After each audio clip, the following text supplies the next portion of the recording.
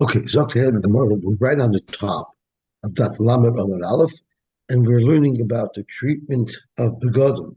So yesterday we learned about the frequency of spreading out and airing out clothing, and we ended up with some life hacks from Rabbi Yochanan about how to burn money quickly. Uh, and that was three things: buy expensive, delicate glass, which will likely break and cause a loss of money, or um, or hire workers in sensitive positions and don't supervise them. And the third thing was to wear a very delicate, very expensive type of wool. Okay, which takes us now. You're supposed to, from time to time, spread out the baguettes, but don't be spreading it out for your own benefit. If it's fully for your benefit, you're not allowed. If it's fully for the benefit of the baguette, you are allowed. What about if it is letzarcha uletzarcha? It benefits the baguette, but it's also good for you. My, would the shomer aveda be allowed to do? Tashma. Let's see what the Gemara can prove from our Mishnah.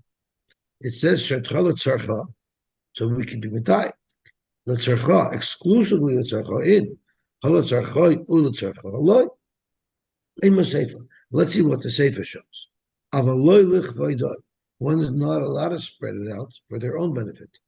So we can make the same diuk in the opposite direction. From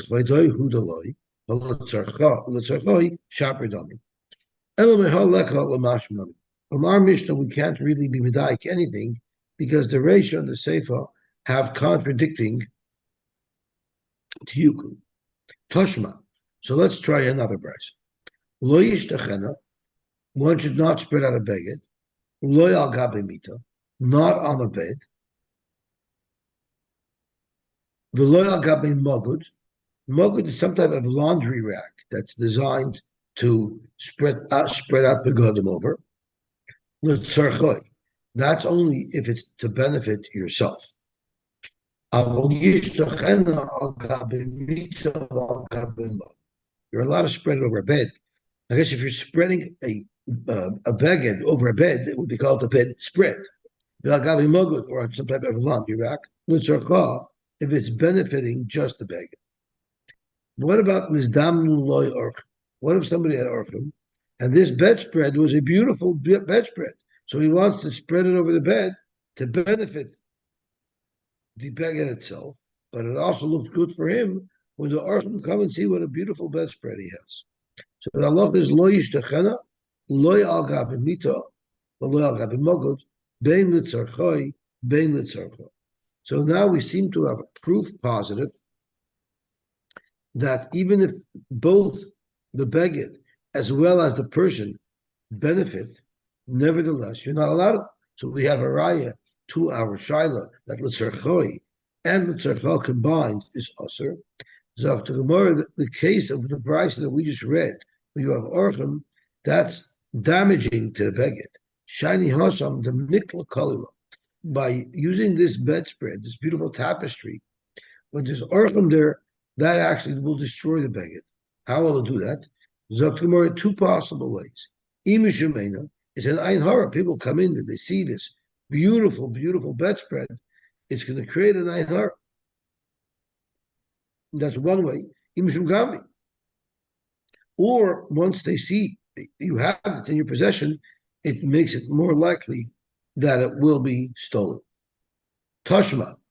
Rivka, Rashi explains, is a yoke of some type that when animal would thresh, they would put several animals in one yoke and keep them together as they were stomping over the grain kernels to thresh them. So what happens with Rivka? But with no intention to make this animal thresh. He was just trying to organize the animals, I guess. Vidosh and it threshed, but there was no intention of threshing to happen. Sheira, the animal is still kosher. What are we talking about? Zok to Gemara, we're talking about Egla Rufa. So Rashi, I mean, is we're talking about Egla Rufa. And the Egla Rufa, the Torah says about it that you need an Egla asherloi ubadbo, that work was not done with it. So if it was harnessed up in a yoke in order to thresh, that's called work having been done with it, and that would disqualify this animal from being an eglarufa.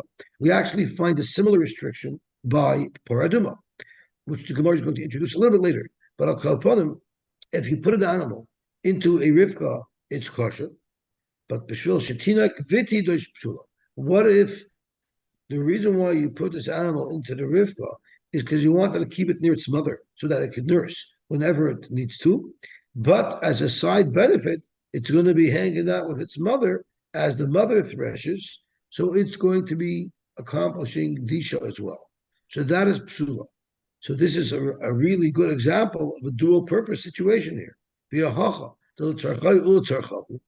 animal is there, so that it could be near its mother and it could nurse, but simultaneously there's also a side benefit that when the animal's walking, it's threshing as well. The katani psula, and it's considered possible for the purposes of an egla rufa. So you see, the dual purpose is as if you did it for yourself. Zok Gemara, from egla rufa you can't bring any rights because there's a special deraisa that exerts a kosov as to how it's restricted or how its use is restricted. Shani also kra asher lo ubadba. It says it can't. No work could have occurred with it. Lo ubadba literally means it did no work. It doesn't mean you intentionally made it work. No, even if by chance, on its own, it happened to have worked, that would disqualify this animal from being in the eglarufa. So if you harnessed it up, even if it was not for the purpose of working, it was just for the purpose of keeping it near its mother, and it happened to have worked, that pashness means it didn't work. So therefore, it should be possible for the eglarufa. Frekt Gemara, if you're going to use the ubadba clause, even in the Reisha, where you harnessed it up with no intention of work, for the exclusive purpose of the animal, so it should be able to nurse from its mother. Why does this brisa we just quoted say that it does not disqualify the animal from being an eglarufa? It was ubadba. It happened. It had nothing to do with you doing it. If it happened, that in and of itself will passel an animal from being an eglarufa. Zok Gemara, no. If it just didn't work while it's in a yoke, that's similar to a different case. And now the Gemara is going to introduce a case of paraduma. The halacha is that a paraduma is also disqualified if it didn't work. So what if a bird landed on the animal? Is that called that the animal did work and now it's possible to be a paraduma? The Mishnah says it's not. If a bird just landed on it, nothing to do with you, that of course will be potter. Will still be a kosher animal. But Allah means this happened on its own, not that you induced it. So a male animal mounted this female animal, then the Allah is psul, that passes. Either one, I didn't cause to happen. Either one happened on its own. Zok Gemara, my time. What's the reasoning to make a distinction between Shochin Allah Oif and Allah Sofar? Zok Gemara, it's Rav Papa. Rav Papa was the one who explained this brisa to make that distinction. The Omer Papa, Iksib Ubad, the Karinan Ubad, if it said the word Ubad, Ashaloi Ubadba, the Karinan Ubad, and we pronounce it that way, that literally means even if it happened by itself, it would still disqualify the egla rufa, and the Gemara is extending that as well. Havamina itself, and then even a bird landing on it should be a problem because of Ovad, the Korean Ovad, and if it was written without the vav, and we actually pronounce it without the vav, that means you did it yourself. Havamina ad Ovad ba'il. Dafk if you yourself made it happen. Hashta, the chsiv ovad, it's written without the vav, but the Korean ubad, but we read it as if there was a vav there. We say that to combine the mashmos, and therefore ba'inan ubad, even if it merely happened by itself, it would still disqualify the animal from being an egla rufa. Dum yudo avad, but it has to have a similarity to as if you caused it to happen. And what is that? If you do something with the animal, you force it to work, you're clearly happy with it because you made it happen. So too, the only type of avodah that the egla rufa or paraduma would do that would in fact disqualify it is only if it's a type of avodah that you would be happy with. So therefore, by paraduma, Allah allows zachar. Everybody wants their animal to become impregnated because they want more animals. Therefore, even though you didn't cause that to happen, we look at it as it still qualifies as ubad because it's something that you would have wanted to have occurred. So going back to our shaila of Echlisa Larivka, if you brought it in exclusively for the case, for the purpose of nursing, then there's no issue because you didn't want it to thresh. But if you brought it in for a dual purpose, meaning you wanted it to thresh, even though you didn't cause it to happen, but you were happy with it happening, that would disqualify it. So there's a couple of little details that we need to iron out before we go weiter. The Gemara seems to compare the paraduma with the egla rufa. The pasuk of avad and ubad that we're analyzing is talking about egla rufa. How do you know that the same set of rules applies to paraduma? So that's Tosfos' kasha of and Tosfos to Ramaschal af ubad and nichala. Frek Tosfos and Tomer of paraduma minolon the beina de nichala. So therefore, Tosfos has a couple of different options. Either there is a gzer shava from egla rufa to paraduma, so whatever halacha we learn by egla rufa, we can equally apply to paraduma. But the Tosfos suggests even a greater chiddush that, and that's the secondary, that they both share similar psulim. That means the animal becomes puzzled if it's worked with.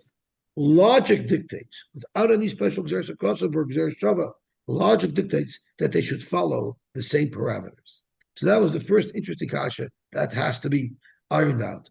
The second interesting kasha that has to be ironed out is, why is Allah Zohar Psula? Clearly, you're not happy that this animal was becoming impregnated because you have a paraduma that could be worth millions of dollars. Why in the world would somebody want to risk that by postling her so that this animal should be impregnated? That's the last thing that somebody would want. So why is that called a nichla? So Tosfos tells us when we do the assessment of if it's nichla or not, we don't take into account the fact that it's going to mess it up from being a paraduma. We look at a regular animal. Is a normal person happy that his animal should be impregnated? And the answer to that question is yes, and therefore it's considered that it was nichla. Okay, but not in this case. I don't understand. In this case, it doesn't apply. But you don't look at it. You look at it as, in general, as this action something that is favorable to the owner. You don't but it's look not. At it. It's not it's not favorable. In this specific case, it's not favorable, and that's the discussion. But you don't look at it in this specific case. You look at this thing that happened. Is it generally a positive thing? Let's see Tosfos inside. Maybe I'm not understanding it. It's not logical. So Tosfos, so let's maybe I'm not understanding it properly. So I'm looking at Tosfos, the Im Tomer, which is. Let me see if I could find a reference point of where it is. So it's in Tosfos Af Uba Denichalei, and it's about 1.5 inches down from the Divrei Maschal. If you're in a full-size Gemara, if not, it's probably 1 inch down. And in the middle of the line, it says Ve'im Tomer, Ve'Allah Allah Zachar Amai Psula. Why would that possible? Havadai Lo Nichalei Lahafsel Para Shedamer Yikarim Yishvil Davar Mu'it. Which person would want to try to impregnate a paraduma where they're destroying tons and tons of value? If it wouldn't passel the paraduma, hava nichalei, he would surely want it to be impregnated. So I guess that needs a little bit of veer because Lamaisa about Sher Husham right now, right here, he surely doesn't want it to happen. But the Tosfos is saying we don't take into account if his objection is only due to the fact that it will pass. Okay, so your kasha is a good one, but we do see in other places a similar approach. Like we know that Zroim are only Makabal Tuma, fruits are only Makabal Tuma, want to become wet, and it has to be wet in a way where the Bailam are happy to become wet. Who wants their parents to be able to become tummy? Nobody. So I think you take this specific halacha that we're discussing out of the equation, and we're looking generally, if it wasn't for that problem that halacha creates, would it be an action that somebody would be happy with or not? But I definitely understand that it requires a little bit more work, because the fact is right now, it's the last thing in the world that I would want. Okay, let's see the Gemara weiter.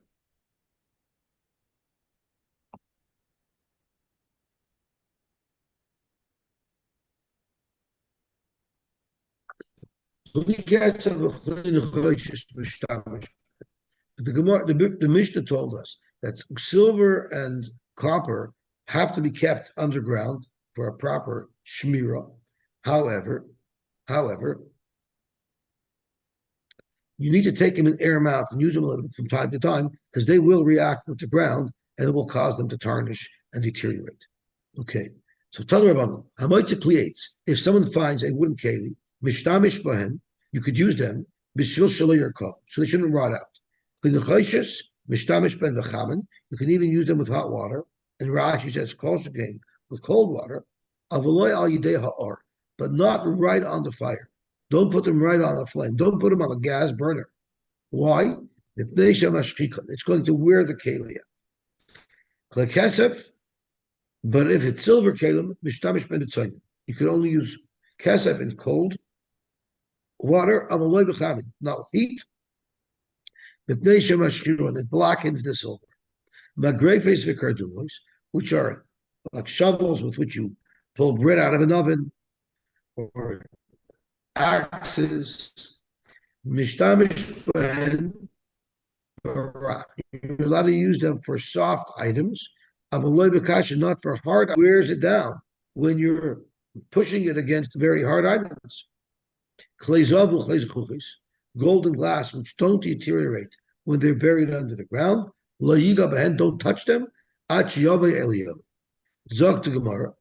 Kederech she'amru, this is a brayso. Kederech she'amru ba'aveda. The same rules about a shemer aveda. Kach amru b'pikoden. It applies to pikoden as well. Correct number pikoden my aveda take away. An aveda I might be holding on to for months and months, if not years and years. So we need to know the frequency of the different types of things that need to be done to preserve these kelim. But a pikoden is typically short term. So why would I ever need to do this? Let the owner come do it. And the owner's aware that I have it.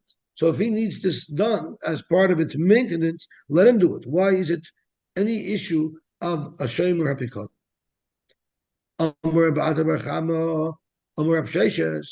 It's talking about a long-term pikot, not something that's left for short-term by a shemer. They're sure that the Bible will take care of these preservation activities. But we're talking about a pikot shalchu ba'alein l'mdina sayah. We're talking about someone gave a pikot because he was going long-term. So we're learning that part of the acceptance of watching a chayfetz is also to do the oil changes at a regular frequency, to keep up the maintenance during the term that one is a shemer. Zok more weiter. Matzasak a kupa. So this was discussing zokein ve'enoi lefi chavoida. If there's a metzia, and in order for the finder of this metzia to proper discharge his duties of retrieving it and saving it, he's going to have to engage in an activity that he normally wouldn't do even for his own metzia, even for his own item. So the halach is he doesn't have to take it. Where do we know this from? Where do we find the new tour just because I wouldn't do it for myself? A mitzvah is a mitzvah that deters mechayim. The Tanur about him. It says his alamta, and if we look at the lashon pasuk, loisira eshar achicha ayeshayroi nidachim v'salamta. Don't see it, and you should overlook it. But we darshan it sometimes v'hisalamta mehem. Sometimes, in fact, you do have to overlook. So the Gemara says that's what we learn it from Pa'amim. There comes times Shata Misalim, you are allowed to overlook it. But Upa'amim, there are times Shiyata Misalim. So how do you know when you have to, when you don't? Okay, Tad, Hayakoyin, the basic first. If this finder was a kohen and the object is the basic forest, which means he's going to have to be over a lav and an assay in order to pick up this aveda, the lav of he's not only betama, and the assay of the kidashtoi, or gathering up this metzia will involve an action that's not appropriate for a zaken. Or maybe I earn $1,000 an hour. This aveda is worth $50, and it's going to take me an hour to retrieve. It's a terrible loss of value. In those cases, you don't have to pick up the aveda. L'kach nemar v'salam tameh. In these cases, it is appropriate for you to overlook the aveda. Fact Gemara, we have 3 cases here in our brisa, and we have a pasuk. Which of these 3 cases actually require a pasuk to teach us that you don't have to pick up the metzia because I wouldn't have known it through any other source? I don't need a pasuk for that. Pshita, hayasei, the isser of a coin becoming pame is both a loisase and an assay, and the chiyuv to return an aveda is only an assay. It's hashef teshivin. So this is the point where everyone's supposed to ask me, doesn't it also have a lav by a shavas aveda? It says so it's a lav and an assay against a lav and an assay. So this is a beautiful kasha. And Rashi asks, I'm in the second to the last Rashi on the Amid. High assay of Hoshev Teshivin. Frekt Rashi, the avagav the loy sasa nami iko. There's a loy sasa as well because you have loisucha l'salim. Zok Rashi, a very interesting chiddush. Ein loy sasa moyol litches loy sasa. El asehu de kadachila. The whole word of asay de loy sasa is the mitzvah kiyumis or chiyuvis of doing this action is doicha another loy sasa that the Torah says you shouldn't do because a kum asay is more important. The fact that there's a loy sasa involved on the side of the asay does not help. It's only the power of the asay that's doicha loisas, but it's not doicha loisas ve'asay.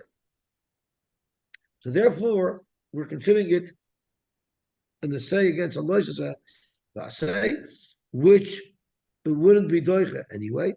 So I don't need v'salamta. I know from the general rules of Shas, of the darshaning the Torah, that wouldn't be allowed to be done. So let's see what else we might need a pasuk. Visu, in addition to that, regardless when it's a shaila of mammon and it's a shaila of isser, you never doicha an isser because of a chiyuv of mammon. That's another issue over here. The kohen's prohibition to become tummy is an isser of a heter question. Picking up the aved is a mammon is the question. So let's try another reason.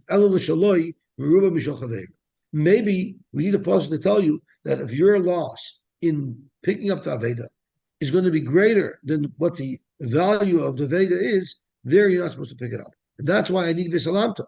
Zoktamar, that I also would know otherwise. The Pasuk says you have to make sure not to bring poverty to Klal Yisrael. And one of the things that you're supposed to do in order to avoid bringing poverty to Klal Yisrael is not do things that would cause loss of money, such as being mivatal from $1,000 an hour type of job to pick up a $25 aveda. Shalach koidem l'shel kol.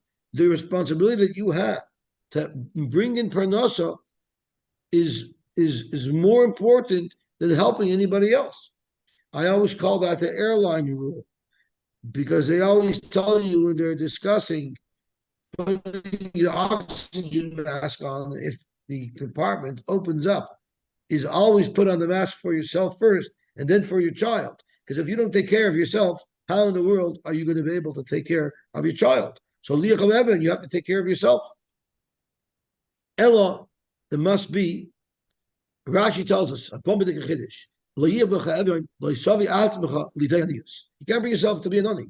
So I'm trying to see how I can spin this into shape of Achos Torah. Tell my Adam, you have to work. What are you talking about? I'm not sure if this is the opportune time to discuss this Gemara, but we'll have to see. So the Zok Gemara, You have to work so you can marry them off. I did already. Now this problem. but I'll call upon them. We're going to learn later in the daf an interesting halacha that when people don't work, it leads to monetary squabbles and fights. The Noida Yehuda once wrote, the reason why I'm so busy with the Torah, because nobody may say there's a job. If they'd only get a job, then maybe people would be busy. They wouldn't have time to squabble over nonsense and hack me a chinik with Dini Torah. We'll see that a little bit later. Ella, it must be that the reason why we have the Ves Alamto is to teach us that a Zakin does not have to pick up a Metzia. Beautiful. Amarabba. Even if you're a Zakin, there's a certain Metzia that you're potter from, or one of the, or let's say the your pay is bigger, maybe you don't have to do it. What would be the halacha? I'm sorry, Rashi specifically, it's only applying to a Zaken. It doesn't pass for a Zaken to schlep big packages. What if Hikisha, you hit it? You know, it was an animal that was lost, and you hit it so it should run towards where the owner is. So you got involved. Nobody asked you to get involved, but you got involved. Once you got involved, now you got to finish it to the end. You can't, half measures don't work. You get involved, now you're going to have to make a proper chazara, even though it's Ein Lefi Abaye, Have Yosef Kamei the Rabbah. He was as a Talmud sitting in front of Rabbah, but he was definitely a Zachin. Easy, the kind we saw these goats that were hanging around. Clearly, they were somewhat lost, and he needed to get them home to their owners. Shakal Kala, he took a piece of pump of earth. Bishadahu, he threw it at them to make them run and hopefully run towards the owner. Omer Lei, Rabbah said, "Oh boy, you started, now you got to finish it. You're not mechuyev, and you've taken responsibility for these animals. Kum hadrinu. Now you're going to become a shepherd Abaye. No more winemaker Abaye. Now you're shepherd Abaye, and you're going to have to get these animals. Iboilu. Dakar lahachser b'soda. Then dakar lahachser b'ir. Baruch Heinemann told me that his father used to fix his own car. He drove a Datsun. Does anybody remember the Datsun brand? It was the precursor to the Nissan. So he drove a Datsun, stick shift, on Yeshiva Lane. And his wife told him, Rabbi Heinemann, how does it look? Imagine you go out, you go to Rabbi Lowy's driveway and you see Rabbi Lowy like deep in his hood. It just doesn't look right. So she told him, you can't be doing that. So he said, okay, no problem. He took off the sliding doors that were in his living room. He took them both off, and he drove the car into his living room, and he put the doors back on. Now I can fix it. And I saw a picture of Rabbi Heinemann's Datsun inside his living room. So the same thing over here. What if in the Sada where no one sees, there the Zaken would have no problem doing things. In the privacy of someone's home or when no one's around, you go to a Gadol B'Torah's house, he might have his kapata off, he might have his hat off. You see people take certain liberties to do things that they otherwise wouldn't do when it's not in the public eye. But the but in front of everybody, he wouldn't do this. Mao, what is the law? Miyamina, do you say Hashava Ma'al Yabid? The job of a shava requires that it picks it up in the field, but he has to deliver it to the homeowner in the ear. Since this person, it's not appropriate for him to finish the job and return it to the city, so he can't do this job. And therefore, the Torah of his halam applies. Or maybe look at it from a different perspective. Whatever has to be done in the Sada, he is mechuyev. There's no problem of Ein Lefi there.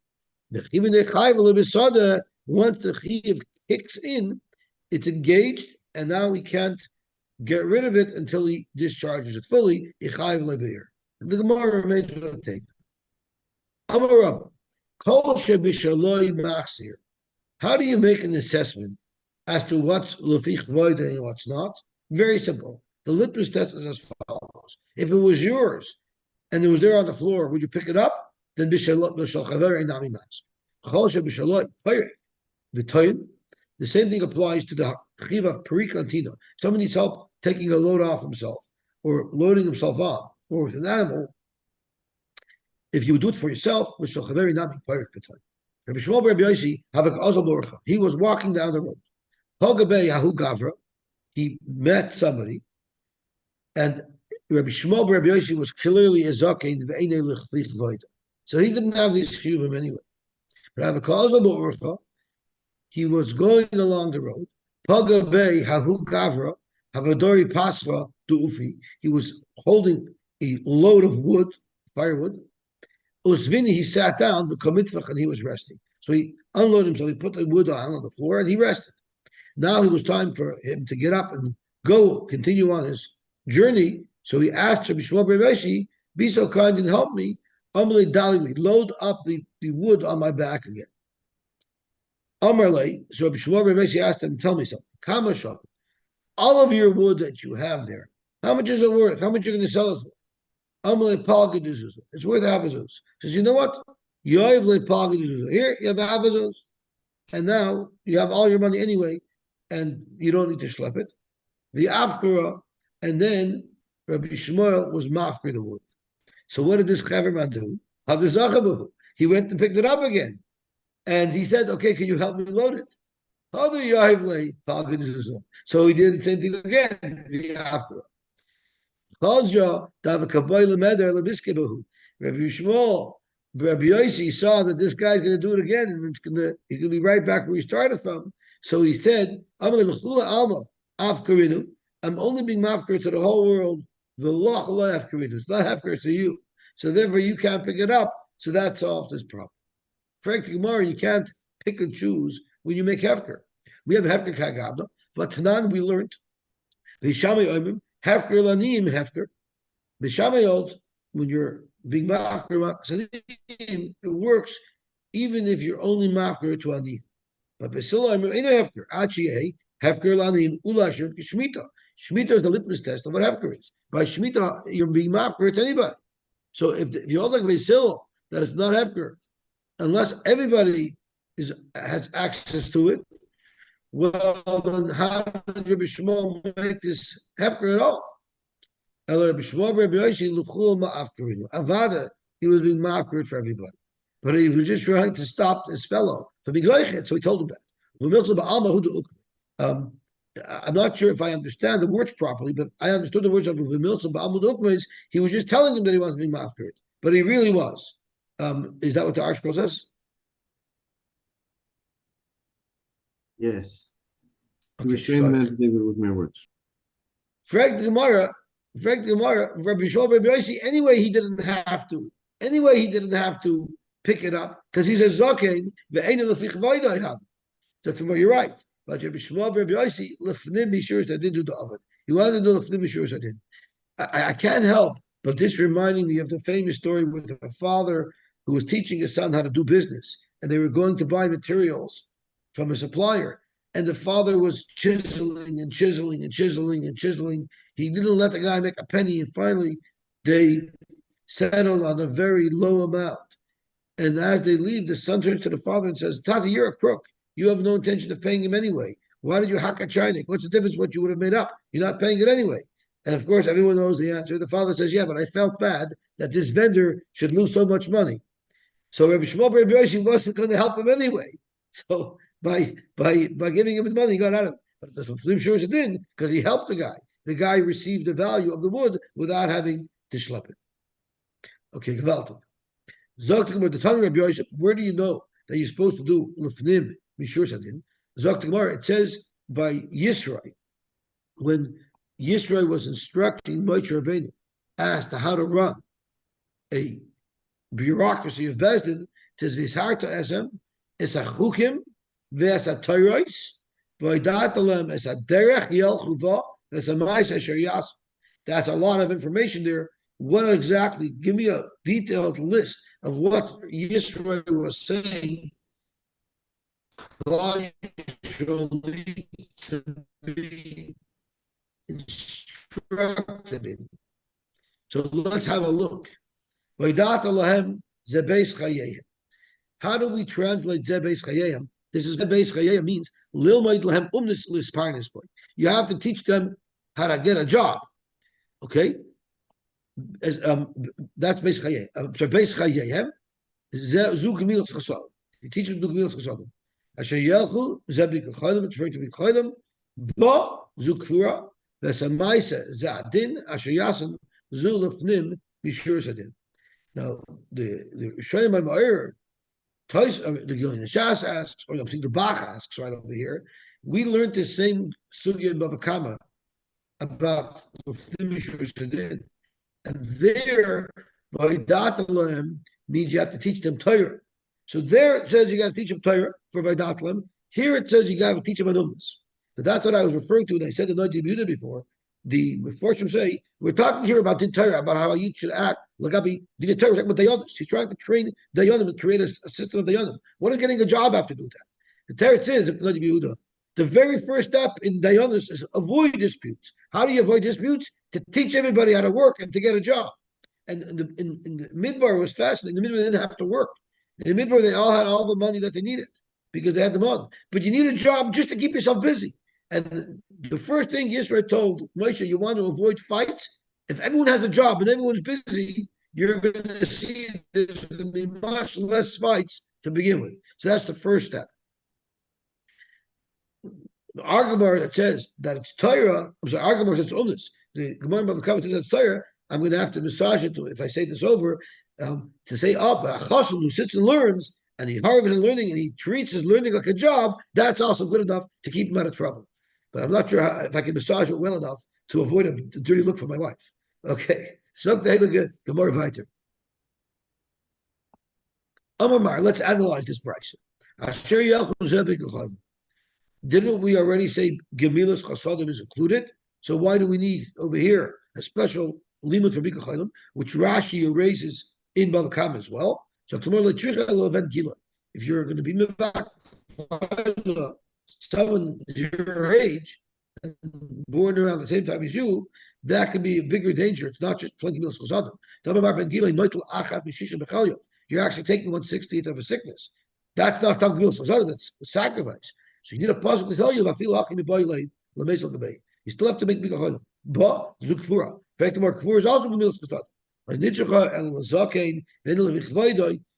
He even the zakein ben levichvaydoi has to engage in kfuras mason. Ashayasan zulaf nimishur. So then, which is what we're looking for. Tam Rabbi Yochanan lacharva Yerushalayim. You know why Yerushalayim was charv? Ella al shadanu ba din Torah because they pass in the Torah. In fact, why is that a problem? Ella dine de megista lidainu. They should pass like in Megista where they used to use corporal punishment. Of course, you're supposed to do Din Torah. Whose else civil law are we supposed to follow? Because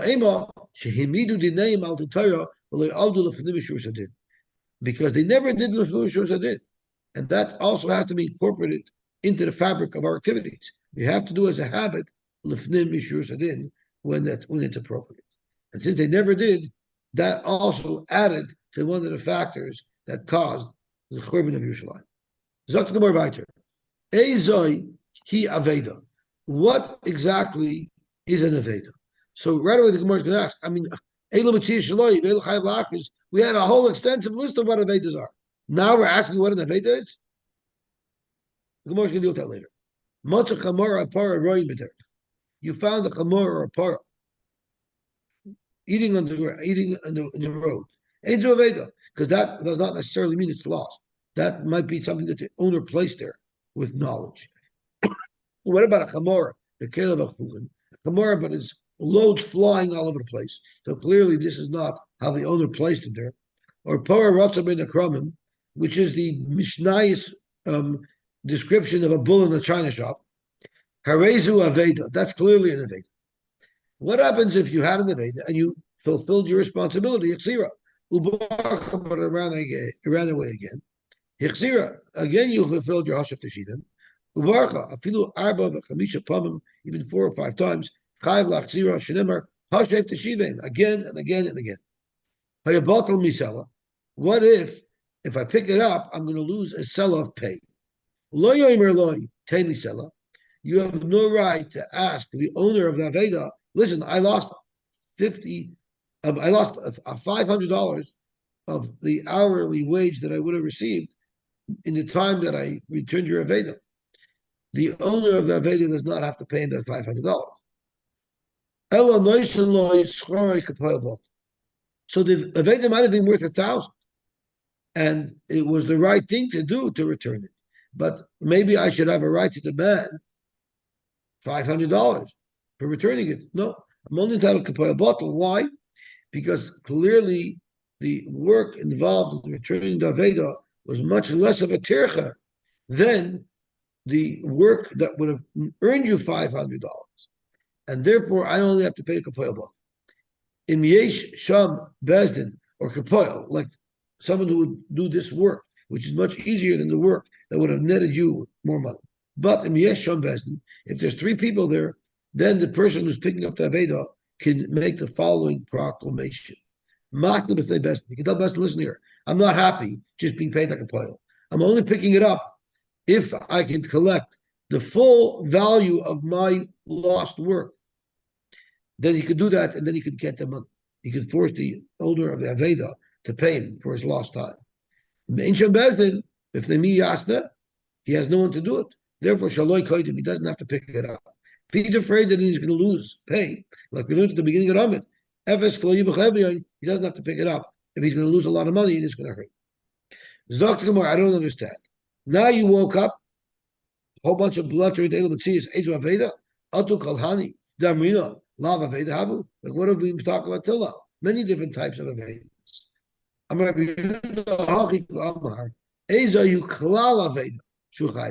What is the general rule to determine what is an Aveda, what was left her by mistake, and what was left her intentionally? But the more power of Rata bin Akramim, Herezu Aveda Umachai. Frank the Gemara, Ulo Olam, I don't understand.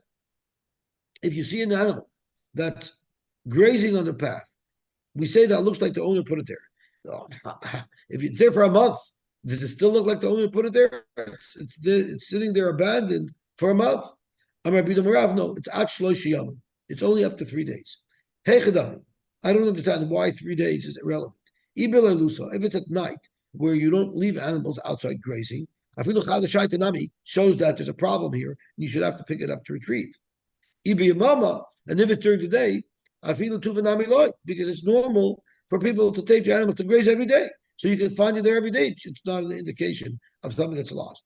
So it's more like tricha, you saw it early in the morning before Alois HaShachar, and in the evening, right when, so it's at the beginning of the night and at the end of the night. So Tlasa Yoimi, if it happened 3 days, Amina will say, Isramuye Isramula, Vidafka. It happened that it went out a little earlier, stayed out a little later in its normal routine. But Tvei, if this happens more than 3 days in a row, Vadai Avedahi, that's surely an Aveda. Tanya Nami, we actually learned a brisa that supports this thought. Mota talus v'kardim b'asratya. If you found a talus, or you found an axe in a big public square,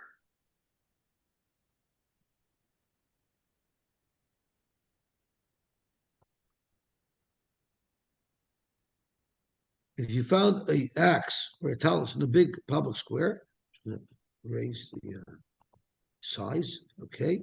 Upara, rata ben akram, or an ox running amongst the vineyards, harezu aveda, that's right away identified as an aveda. But talus b'tzad getter, kardim b'tzad getter, you found something beside a fence, not a place where it's right in danger. Upara, rata ben akram, that's angel aveda, because that's normal. But gimel yom zachar zeh, if you found it 3 days in a row, that already is not typical, and therefore I raise Aveda, even if it's mitzad geder or roya ben akramim, if it's happening for 3 days, that's a sign that something's wrong over here. What if you see water that's about to come and flood your friend's field? Now your friend's field is in danger. Hareza goiter b'fnei. You should make some type of levee in front of it to protect the field. That's also a shabbos aveda of land. Amarava chol avedis achicha l'rabbis avedis karka. Even if it's karka that's being lost, not just metalton, you have to protect it, and that's why you have to make a levy on behalf of your friend if it looks like his property is about to be flooded. Amalei Rav Chananya l'Rava Tani the Masailach. I even have a Tana that supports your opinion. Ramayim sheshayis l'boyim harei zegoyde b'fnei. Amalei imi shema lo yisai. You don't have a raya from that price itself, because maybe that price is speaking. Maybe there's actually fully grown kernels of wheat, and therefore it's the metaltlin that you're protecting. But who said you have to protect land? If the price is speaking about fully grown wheat, I don't need a pasuk for that. That's pashut. I don't need a price for that. That's pashut. So it must be that it's just plain land. So you have a right that you have to protect land as well. The isba aymin, the tzricha la'ara. It has fully grown stalks, but they're not mamish fully grown. They still need the land a little bit. So ma'al the tema, given the tzricha la'ara kigufa da'arid, you might say that since they still need the land a little bit, it's like land, and therefore you shouldn't have to protect it. Kamash London, you have to protect it because it's considered a taltlin. Okay, Gavaltic Baruch Hashem, we were to finish the Aflamed, even a little bit until Aflamed Aleph. Bez Hashem, I want to learn Mata Shabbos. I'll send out the timing once they put out their good loop for this week, and Bez Hashem will learn only online Mata Shabbos. Everybody should have a wonderful day and a good Shabbos.